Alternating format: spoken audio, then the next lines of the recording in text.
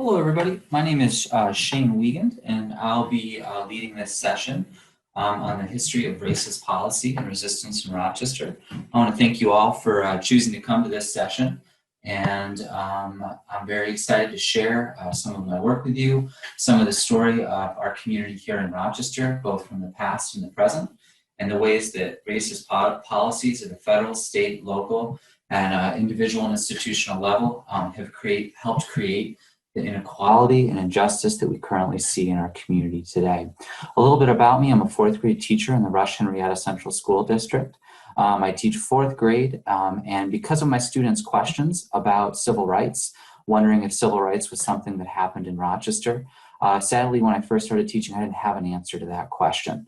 But I promised my students I would try to find out. And so I started researching, learning about people who fought against racism, about policies like redlining and racial restrictive covenants, explicitly racist messages taught in our schools and our congregations and places of worship, and decided it was time to start sharing this with my students.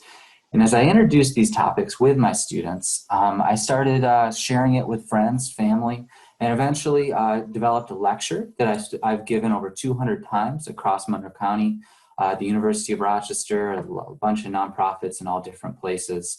And it's been a really powerful experience to meet people, to share this story, and to add to it each time. Another thing I want to add is I'm also the co-lead of the Anti-Racist Curriculum Project with Kelly McNair. And this has been a really neat opportunity to share this story that we're going to hear today with kids in a little bit different way. And I'll talk a little bit more about that at the end.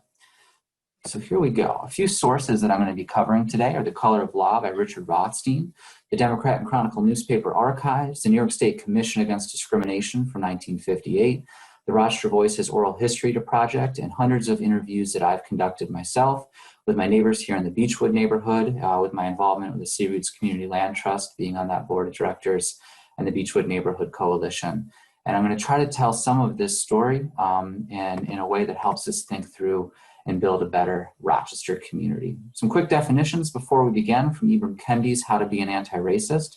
He defines racism as a marriage of racist policies and racist ideas that produce and normalize racial inequality. Racist policies, any measures that produce or sustain inequality between racial groups, and anti-racist policies, which we're hoping to achieve, is any measure that produces or sustains equity between racial groups. These are laws, procedures, processes, regulations. A key thing to get at here with a lot of these definitions with racism and anti-racism is it's not about our intention, it's about the impact of our actions. I'll never forget in college when I told a student of color in one of my education classes that I didn't see their color. I didn't see that they were Black.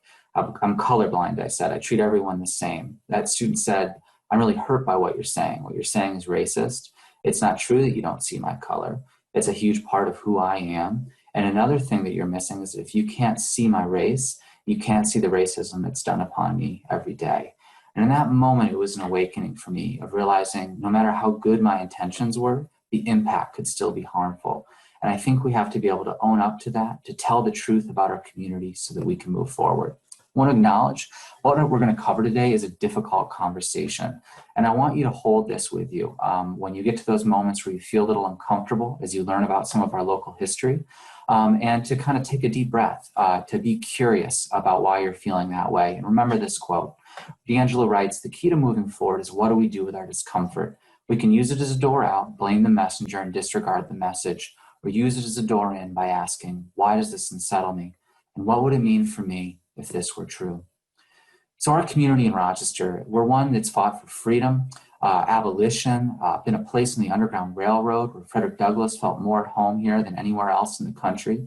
We're a place where slavery existed. People like Austin Stewart, who were enslaved just down the road from here, escaped, eventually became the first Black business owner in downtown Rochester, opened the first school that Black children were allowed to attend in the city of Rochester. Of course, great suffragists like Susan B. Anthony, and great innovators like George Eastman, who changed the way we capture the world. We're a community that's had huge problems in the past and have come together with that spirit of civic action, of duty, responsibility, as well as creativity and innovation to solve these big problems. And we can do it again, and we have to do it again, because in 2017, the Hard Facts Report found that African American children in our region, they're more than 4 times as likely as whites to live in poverty. Both African Americans and Latinos in our community are less than half as likely to own their own homes as their white counterparts. How do we get to a situation where in Rochester, this is our census map from 2010, a sea of segregation when you look at our suburbs and our inner city, each blue dot representing one individual white person, each green one individual black, and that crescent shape of the inner city of Rochester. A place where in our community in New York State, our state is the most segregated state when it comes to schools in the entire country. And the border between Penfield and Rochester is the nation's #1 most segregating school district border in the entire United States. The town of Brighton is number 6. Here in Rochester, life expectancy or white privilege can literally mean life itself. In fact, Common Ground Health has found that a child from Pittsford's 14534 zip code born today will live up to 9 years longer than a child from Rochester's 14608 zip code. When it comes to wealth nationally, the 2011 median white household had a net worth of over $111,000 compared to only $7,000 for the median black household. How do we get to a place, both locally and nationally, where we have problems that are this big, this overwhelming? Well, James Baldwin calls us to do this, and this is the central message of the presentation today. Baldwin writes, "Not everything that is faced can be changed, but nothing can be changed until it is faced." In this community, we haven't always told the truth and faced our history of racist policies, of racist action and inaction on these causes. And I want to invite you in joining me today in doing something that African Americans have always done in the greater Rochester community, from Douglas to Howard Coles, face these issues head on, specifically in the area of housing. Howard Coles is the editor of the Frederick Douglass Voice newspaper, and in the 30s, when redlining began, he called it out. He did a housing study, finding that if you were African American in Rochester, you were forced to live into 2 neighborhoods of the city. Many of those homes, over 30%, didn't have running water or plumbing. Over 50% of the homes where people of color lived in Portland Avenue didn't have heat. He spoke out, the city chose to do nothing. Anthony Jordan, the second black doctor in Rochester, found that this housing crisis was directly linked to higher death rates for African Americans in our community, finding that in Rochester, the black death rate from all causes was 50% higher than that of whites, and the tuberculosis death rate among people of color in Rochester was 2.5 times that of whites. And yet the city, the county, congregations chose to do nothing. The Reverend Charles Body of Mount Olivet described this in 46, speaking out 10 years later, saying the housing situation, it's an enigma to people of color. In Rochester, only 2 areas have been gracefully made available for him. And if any attempt is made to move out of these black ghettos, that attempt is met with opposition. We also have a history of people standing up to police brutality, like Rufus Farewell, who in 62 was brutally beaten for trying to lock up the gas station he managed on Plymouth and Columbia Avenue in the Red Line to Cornhill and Plymouth Exchange neighborhood of the city. You can see his pastor, the Reverend Gibson, marching on City Hall in what may be the first Black Lives Matter protest, much like the one I was at last night. So what we're going to talk about today, though, specifically, are what were those barriers that kept African Americans from living where they chose, from building wealth, and have created Rochester a community with some of the most segregated schools and segregated housing in the entire United States. We're going to look at the real estate industry, racially restrictive covenants, redlining, and the VA and FHA-backed mortgages that came out of that 1934 National Housing Act. We're going to talk about urban renewal, displacement, and exclusionary suburban zoning that exists in most of our suburbs to this day and contributes to the continued existence of hypersegregation in our community. A quick note about the period of time we're going to be covering. It's the Great Migration from 1910 to 70, when millions of African Americans fled the South in search of better jobs, to flee white domestic terrorism from the Ku Klux Klan and the Citizens Councils, many of them coming to Rochester from Sanford, Florida, not to work at Kodak, where they weren't welcome, or Bausch and Lomb, where they also weren't welcome, but to pick fruit in Rochester's suburbs and rural areas. Sanford, Florida was the place where the director of the NAACP had his home firebombed, where Jackie Robinson was run out of town on a rail for trying to integrate their baseball stadium. And they came to Rochester in search of something better, but they found quite a bit of racism when they got here. In fact, Rochester's real estate industry was governed by the National Association Real Estate Board's Code of Ethics, who for more than 30 years until 1956, their code read that a realtor should never be instrumental in introducing into a neighborhood a character of property or occupancy, members of any race or nationality, or any individuals whose presence will be clearly detrimental to the property values in that neighborhood. In fact, Howard Coles got his real estate license and tried to show people of color homes in white neighborhoods, and men like Frank Drum, the head of our local real estate board, and many others fought back against Howard Coles and pushed him out of the real estate industry for daring to try to integrate our community. Dr. Walter Cooper, who was finishing up his PhD in Rochester, he and his wife Helen confronted housing segregation in 1954. He says, "The wife and I answered ads for 69 apartments, and we were refused at all of them." In 57, in the 19th Ward, Dr. Alice Holloway Young, who later would become the first Black principal in the Rochester City School District, an upper middle class family, they wanted to buy a home with a bigger yard, but not a single real estate agent in town would show them a home in an all-white 19th Ward, and not a single bank would pre-approve them for a mortgage. So she did what the 57 other people of color did at this time in the 1950s and early 60s, is find a wealthy white friend, like Harper Sibley from the NAACP, the Western Union Telegraph fortune heir, who reached out, bought them a house sight unseen that they never got to tour, and the Youngs moved in the middle of the night. The next morning, they found a death threat from the Ku Klux Klan of Millbank Street, threatening them with death if they stayed.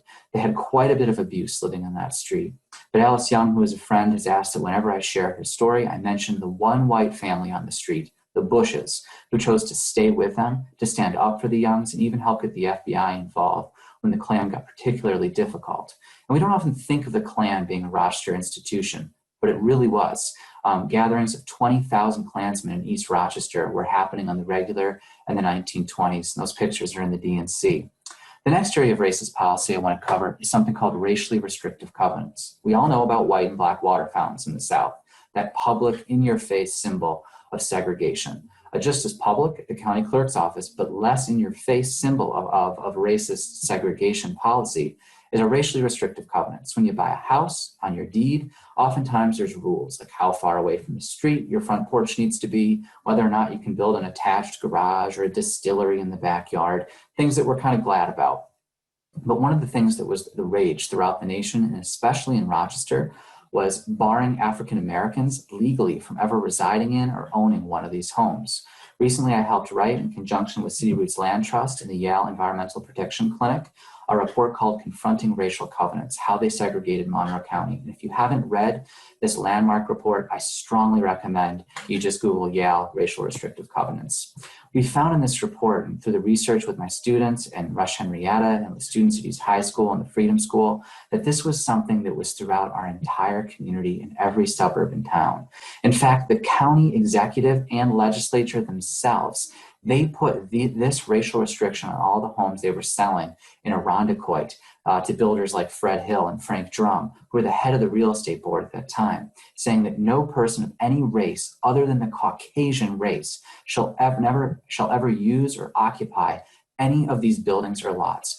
De jure, local government sanctioned racist segregation policy. Kodak was on board too. This is Vice President Harry Haight of Kodak, one of the founders of ESL, who found that no lot or dwelling should be occupied by any colored person. And these were in the Meadowbrook homes. All those Meadowbrook houses across from Brighton High School have these racist deed restrictions written right into them. In fact, ESL was created to finance these racist deeds in these homes. And Kodak itself wouldn't hire people of color, really not until James Laval in the late 40s, and then Dr. Knox, Dr. Cooper, and his wife Helen Cooper. But even still, of over 16,000 persons at Kodak, they had one Black employee, according to a New York State Commission in 1939. Bausch and Lomb had none.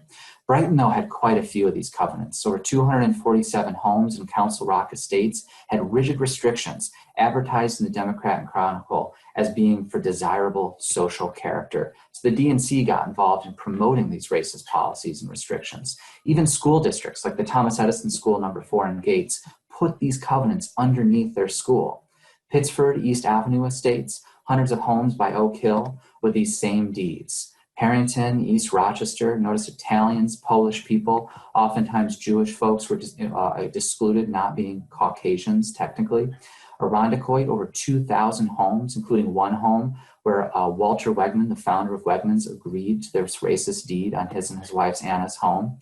The Forest Lawn neighborhood in Webster, Penfield, Dayton Corners, Penfield Manor, Gates, by Brooklyn Country Club. The head of the Rochester Builders Association, Norman Huck, put these restrictions on every one of the homes. The head of the Rochester Bar Association, Earl Case, put these racist deeds on all the homes that he built in Gates. You can see these all throughout. I could go on and on. Beechwood, North Winton, the Browncroft neighborhoods, the 19th Ward, where Judge Reuben Davis faced them head on, saying, my wife and I were looking for a house in 1958. We saw a house we liked on 135 Elmdorf Ave in Rochester, a block or so west of Genesee. I'd say there were probably 4 Black families that lived anywhere west of Genesee Street at that time. The owner refused to sell to us because we were Black, and there was a restrictive covenant in the deed that these houses, when built, were not to be sold to people of color or to Italians. Now, Judge Davis ended up buying that house, but he did it by devious methods, as he calls it. He got a white friend from the NAACP to buy the home for him and sell it to him under the table. And this was how, if you were an affluent person of color, that was how you were able to buy a house in the 1950s and early 1960s. And that was how he faced and resisted these racist policies. A note about Italians, Jewish people, Eastern European folks, is that in 1944, before 1944, those people were considered non-Caucasian or non-white. And then legally in 1944, Jewish people, Italians, Eastern Europeans were deemed Caucasians or whites with a GI Bill, and legally were given access to federally financed loans and were no longer subject to these racial covenants. Whereas African Americans, who were GIs who had fought in World War II, did not have that same access until 1968. And here are some of the covenants we've found so far across Monroe County in those Black spaces. Almost every one of our communities, and we expect there are thousands more we haven't found yet. The next area of racist policy I want to cover is the New Deal and the National Housing Act of 1934. It's the wake of the Great Depression, and Franklin Roosevelt is president. Notice he's from New York State, and Senator Wagner from New York State. They're trying to deal with a housing crisis, so they passed this act, which creates literally the suburbs across our country. It creates the 30-year mortgage, FHA loan, that finances the construction of millions of homes across the country. Over $119 billion in mortgage insurance is given out to help create our suburbs. And written into this law, right into the FHA's underwriting manual, it said that if a neighborhood is to retain stability, it's necessary that properties continue to be occupied by the same social and racial classes. The racist idea to justify that racist policy is that a change or social or racial occupancy generally leads to instability and reduction in values, a claim that was unfounded and never proven by the government or any institution that was true. They go on to mandate racially restrictive covenants, that highways should be separating white and Black neighborhoods, and it goes on and on. Ibram Kendi, in his book, Stamped from the Beginning, gives us some important language to think about this. Because often we think about racists and racist things as something that happened in the South. In fact, growing up in Webster schools, I learned racism was something that happened in the South, not a problem that happened up here. It was ignorant George Wallace type people. But Kendi says, time and again, powerful and brilliant men and women have produced racist ideas in order to justify the racist policies of their eras. In the book, So You Want to Talk About Race, put another way, the ultimate goal of racism is the profit and the comfort of the white race, specifically of rich white men, of which I would include myself, my father, and both of my white grandfathers, who in the 1950s received GI and FHA mortgages for almost no money down, 30-year fixed interest rates, because of a government handout or subsidy that allowed them to purchase a home, to build wealth, to use that wealth and that equity to send my parents to college, to help send me to college. When I graduated from college, I crashed my car right before my first teaching job. I didn't have any money in the bank. I got a check to fix the car the next day. And that's what that power of wealth that could pass down through this government handout that was something denied to African Americans until 1968. The way this law was enforced was through something called redlining. The law stipulated that maps be made of almost every city in the country. with neighborhoods rated for where government investment would be allowed and where people of color should be steered. Green and blue areas meant best, most desirable, because white and upper class folks lived in those neighborhoods. Yellow meant maybe poorer folks lived in a neighborhood, more recent immigrants, day laborers, and red meant hazardous. That meant African American or foreign people. You can see here at Cornhill, it was rated 75% African American, 10% foreign. It had already been infiltrated, so the infiltration was over. Talk about language. And it was given this red line rating, meaning banks couldn't invest in there with any type of federal insurance or loans, leading to just terrible housing conditions that came up in those different neighborhoods. Meanwhile, in Pittsford, East Avenue estates that had racial covenants on these homes rated best, it was 0% Black, 0% foreign, and almost quadruple the income. You can compare my neighborhood in Beechwood, a red line neighborhood, Italian, mixed, it says. It was only 2% Black, and it was given a red line rating. Compared to Meadowbrook, the neighborhood with the racist deed restrictions in Brighton, was given a best green line rating and was 0% Black, almost 20 years after it was built. All of the suburbs were green lined, though. In 1960, this worked so well that Henrietta was the most integrated suburb of Rochester, with only 11 individual people of color living in the suburb of Henrietta, the most integrated in Monroe County. These policies worked in our community when it came to creating racial segregation, the hoarding of wealth in the suburbs, and inequality in our inner city. Rothstein in The Color of Law writes that the FHA and VA insured half of all new mortgages nationwide during this period of time. They gave out over $119 billion in mortgage insurance. Over 35 million families like mine benefited from these FHA and VA-backed loans, and 98% of them were white. Now you have to ask, how are we the community of Frederick Douglass, of Susan B. Anthony, and yet we're the kind of place that allows this racist policies to happen, like racial covenants and redlining? Weren't people speaking out, pushing back, and being different in this community, in liberal Rochester? In fact, what was going on in all of our schools says something differently. What was going on in our town halls, our Kiwanis clubs, our Grange halls, our Jewish youth associations, was something called a blackface minstrel show that celebrated racial segregation, that celebrated hate and racism, the things that we're here to fight. When you look at this picture, you can see a blackface minstrel show in 1960 on the front page of the paper in Honeyway Falls Elementary School with the Boy Scouts. You always had 4 or 5 main characters in these shows that happened almost every spring in every town from 1900 to 68.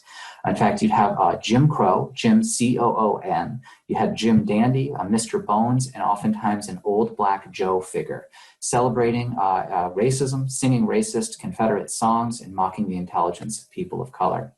Here's the Jewish Youth Association in 1943. You can see the man on the bottom right, he's being Jolsoned, he's being described as. On the right, the old-time blackface guys are helping with the makeup for the next show at the Lyndhurst Theater off of Joseph Avenue and North Avenue. Kodak was in on this every year, proudly publishing their blackface photographs in the Kodak magazine.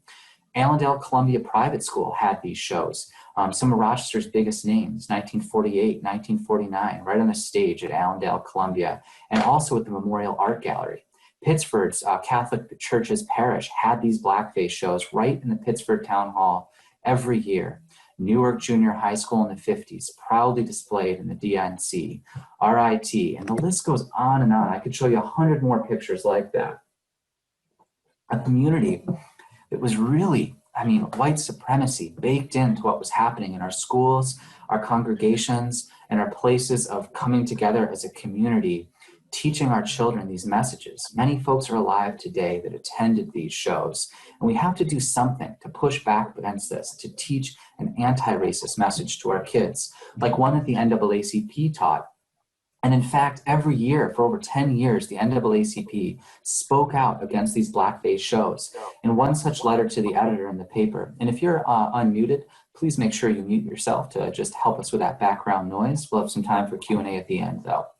In 1961, the Reverend Quentin Primo published this in the paper for the DNC. He said, blackface minstrel shows must be banned from all public and private schools, churches, and public buildings. To do otherwise is going to cripple permanently the attitudes of all white youth involved in these community-accepted shows towards all of the dark-skinned people of the world. I didn't know that at my elementary school, Plank North in Webster, they had these blackface shows every year. And when I found that out, I never learned about that. Have we done that in our churches, in our towns, and in our schools? Owned up to and admitted to this racist history so that we can tell that truth, make amends, make reparation, and move forward. So activists of color advocated as these racist policies were happening in the paper, through moving into these neighborhoods, through getting their real estate licenses, challenging these code of ethics. And one victory they achieved was this Commission Against Discrimination in '58. And while it didn't do much to help people of color, it does help us quite a bit in understanding the full extent, scope, and scale of these federal, local, and state and institutional policies of racism. It found that in 1950 in Monroe County, 80% of all Black people lived in Rochester's 3rd and 7th wards, those Redlining neighborhoods. More than 1,600 of the units in both wards had either no bathroom or a shared bathroom. And in more than 2,000 units, there was more than one person living per room. This massive overcrowding and redlining led Connie Mitchell to run for public office, becoming the first woman of color to be elected in Monroe County. She said, "We were living in a community bursting at the seams. There wasn't open housing. And when John and I bought our house in Gregg Street, the real estate agent told us, I can't show you houses west of Jefferson Avenue. They're just not open to Black people. We were confined from Jefferson Avenue back to the river to look for a place to live on the west side of the city." I want to draw attention that Jefferson Avenue is the place where a man named Daniel Prude was killed by the police in a previously redlined neighborhood. And I think it's important that we understand that this sort of history has continued to happen in our community in these neighborhoods. Denise Hawkins, Calvin Green, Kenneth Jackson, Daniel Prude, we have to say their names. We have to tell this truth and acknowledge the way these policies have come together. And these neighborhoods, the report found that 30% of all units had no running water. Howard Coles had found that 20 years prior, and yet nothing had been done. Only 57 Black families were able to own a home outside of these two neighborhoods, including the Wells, who you see pictured here, the Coopers, the Lees, and the Bias family. You'll notice here the Biases, they bought a house in West Irondequoit. That home, it was quickly defaced. The Klan threw rocks through their windows and bricks, causing them to sell their home and to join the Coopers and the Lees and the Wells in Henrietta, where they kind of could stand in solidarity against white supremacy. The report found that not a single FHA or VA loan was given to any person of color in any of Rochester's suburbs during this period of time. And thousands of these loans were given out, incredible wealth being given for white families. In fact, during this period of time, wealthy developers made tons of money. Norman Huck, Fred Hills, Frank Drum, Earl Case, Max Farish made millions. In 1973, Max Farish, he had over $100 million in wealth that had been generated, in part because of these racist federal policies that allowed for the subsidization of this massive home construction that happened across our communities. In fact, in Pittsford, in 1950, there was only 9,000 residents. But thanks to redlining and the FHA and these whites-only mortgages, by 1970, Pittsford's population had jumped to over 25,000 residents. The final area I want to talk about before we get to today is urban renewal and displacement, where in the 7th Ward, over 886 families were displaced from their homes, and in the 3rd Ward, over 850 families were pushed out of their homes. A majority of these folks being people of color, being Jewish folks, or Eastern European immigrants. You can see here on the right, Elmer Milliman of Central Trust Bank and John Dale from the city on their whites-only public committee deciding where this Black folk removal or highway construction or slum clearance would happen. Activists like Howard Coles tried to get onto these public committees, but were denied because of the color of their skin. You can see here, Plymouth and Troop, what was a Black neighborhood in Clarissa Street being destroyed so that the highway could get built through that neighborhood. Destroying community, what people called the Black Broadway of Rochester at that time on Clarissa Street, and really just ripping apart some of the social fabric that had been built in these communities that had been disinvested. People had resisted by building communities and trying to live together in a somewhat integrated way, and yet urban renewal led to some big problems. And then in 1964, we have one of the first uprisings in the country, where thousands of people took to the streets for over 3 days. 1,500 National Guard troops were called out. Over 1,000 people were arrested. And Carolyn Vaca, the county historian, found in '89, going through arrest records and census tract data, that the people who were arrested had been people who had been directly affected by being displaced from their homes. They didn't have running water because of redlining. They were forced into these neighborhoods with the overcrowding, and people who had been victims of police brutality. But Rochester wasn't alone. Almost every city nationwide that had redlining in their redline neighborhoods, just like ours, uprisings, riots, rebellions, people called it different names, erupted. And when Martin Luther King was killed in '68, it led Lyndon Johnson to push through the Fair Housing Act that permanently made redlining illegal, the racial restrictive covenants no longer valid and enforceable, and it allowed people of color access to loans for the first time. But it didn't make any kind of reparation for those decades of disinvestment in these communities. It didn't do anything to repair that damage that was done. In fact, President Nixon ordered HUD Secretary Romney to cease and desist from carrying out the law that said that HUD, the Housing and Urban Development, had the right to affirmatively further fair housing. So if a community was failing to integrate or allow for integration, HUD could take away funds for block grants or highway construction. Romney tried to do this in Michigan. Nixon fired him and ordered it be stopped for enforcement. And in fact, Nicole Hannah-Jones of the New York Times has found that until Barack Obama, this law was only enforced 2 times with federal dollars being pulled away. Nixon justifies it, saying something that you could hear many of our suburban town leaders say to this day, saying, "I'm convinced that legal segregation is totally wrong, that forced integration of housing or education is just as wrong. I realize this is a position that will lead us to a situation in which Black people will continue to live for the most part in Black neighborhoods, and where there'll be predominantly Black schools and where there'll be predominantly white schools, like the schools I grew up in Webster." And the final racist policy that exists from the '60s to this day is something called exclusionary suburban zoning, where white suburban zoning boards and town boards in the '60s, in response to the civil rights movements and answering the calls from people in their communities who wrote in, spoke out at these town board meetings saying, we don't want people of color in our communities. That's in the written record in Penfield. People were calling for a denial of people of color, and they asked for it to be done on class-based means, making lot sizes larger, making it impossible to build affordable housing or townhomes. And many of these suburbs today in Rochester, especially in our east side, have almost no affordable housing and incredibly low numbers of people of color. Towns like Pittsford having less than 2% African Americans in their towns, thanks to policies like exclusionary suburban zoning. Today, Ed Doherty in a city newspaper wrote that affordable rental housing is almost non-existent. There's almost no public housing in the suburbs, and most of it is limited to seniors or persons with disabilities.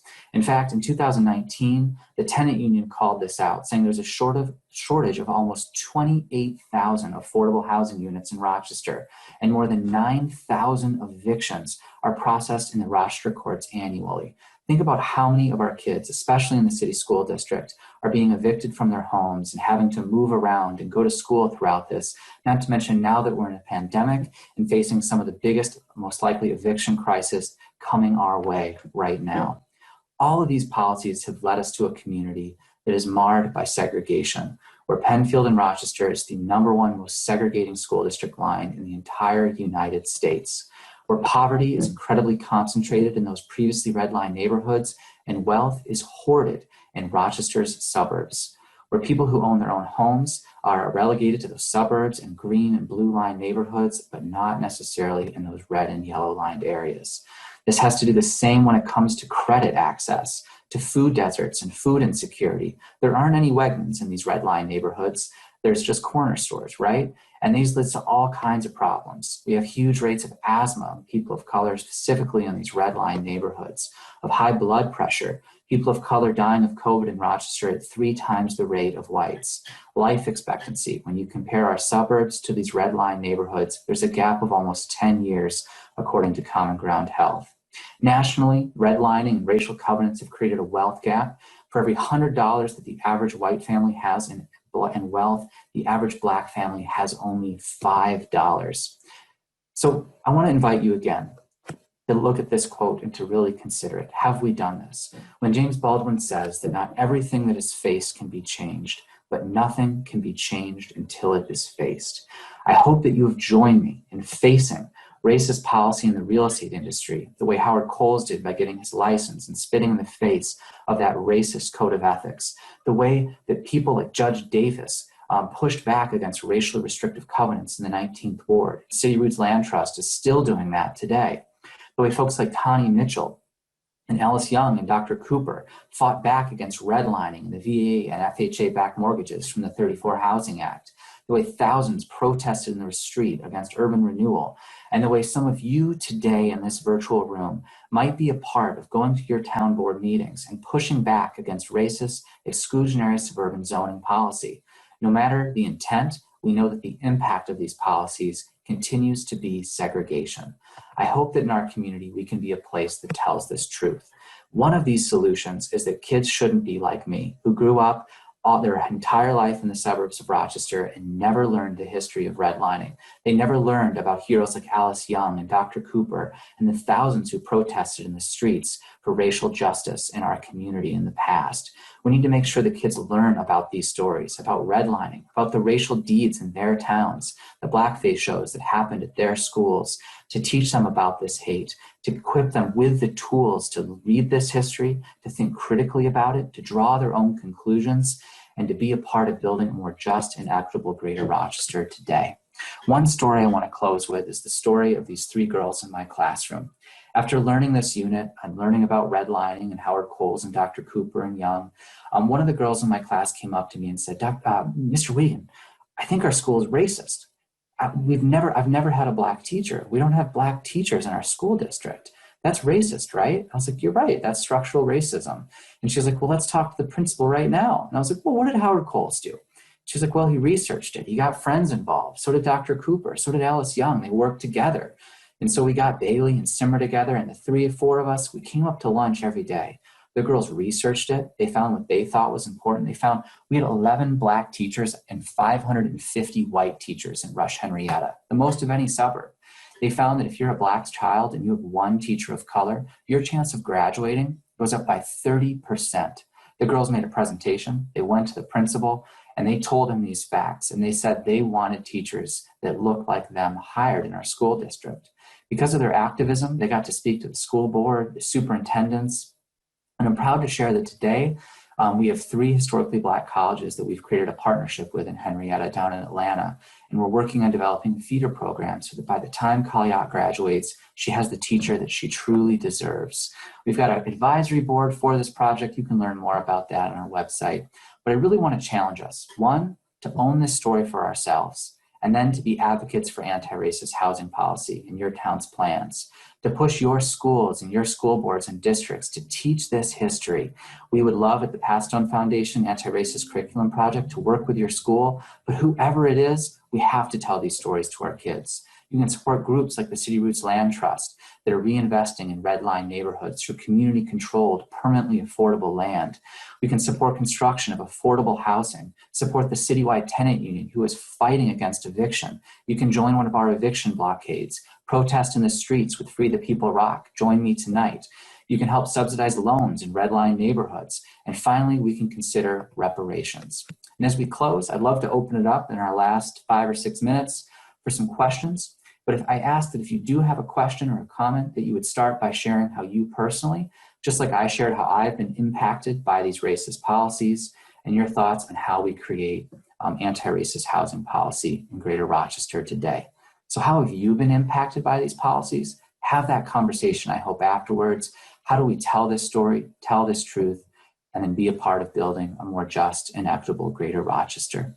So I noticed there are a couple things in the chat. I missed this here. All right. So feel free to put a question in the chat, or if you want to unmute yourself and share a question, that would work too. Natasha House, thank you so much for being here. It's nice to meet you. I hope we can connect later.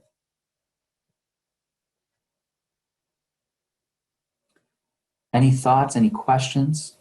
I see Elizabeth Maxwell. She says, can you guys unmute yourself? I think you can.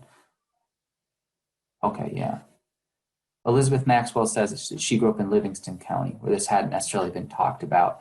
I can't say in Livonia, Geneseo schools, Geneseo College, those blackface shows were very big, and white folks did have access to FHA and GI loans that people of color didn't have access to in those rural areas. So there weren't redlining maps in those communities because they were such small communities, but they were essentially green-lined areas. All right, a couple more questions. Do you incorporate teaching hard history? Yes, we do. Teaching Tolerance, I actually work as a freelance writer for Teaching Tolerance, their social justice standards are linked to every one of our lessons in our curriculum for grades 2, 4, 5, 8, 11, and 12. We have these 5-day units on this local story that focus on Black agency, on resistance, that tell the story also of how Hispanic folks in our community were discriminated against by these policies, as well as the stories of people who fought back. And all of it is linked directly to that Southern Poverty Law Center Teaching Tolerance standards so that teachers do it in a way that's developmentally appropriate.